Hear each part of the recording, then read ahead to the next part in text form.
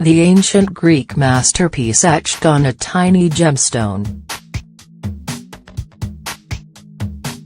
A miniature gemstone discovered in a 3,500-year-old tomb is challenging our understanding of ancient Greek art. Now, nearly 3 years after it was originally discovered, experts are still trying to fathom how it was crafted. The limestone-encrusted gem was one of 1,400 treasures found buried alongside a mysterious Bronze Age man, dubbed the Griffin Warrior in Pylos, southwest Greece. Husband and wife team Jack Davis and Sharon Stocker from the University of Cincinnati led the excavation near the ancient Palace of Nestor, a site mentioned in Homer's epic poems, in 2015. Today experts are still poring over the jewels, weapons and armor, searching for clues about the ancient world at the dawn of European civilization. One tiny object measuring just 3.6 centimeters, 1.4 inches, was initially overlooked and mistaken for a bead. But, beneath the limestone was a meticulously carved gemstone, now considered one of the greatest prehistoric Greek artworks ever discovered.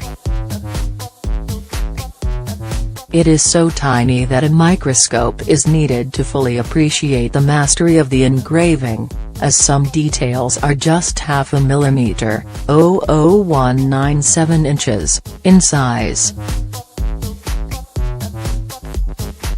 However, no such magnifying tool is known to have existed in the ancient Greek world.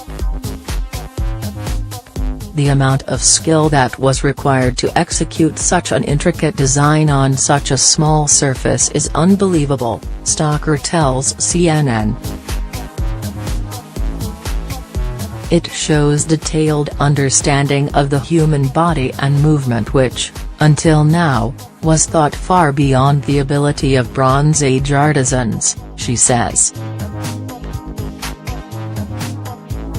Devil in the detail. This particular gem, called the Pylos combat agate, is one of 11,000 known seal stones from the Minoan and Mycenaean civilizations, 2600 to 1100 BC.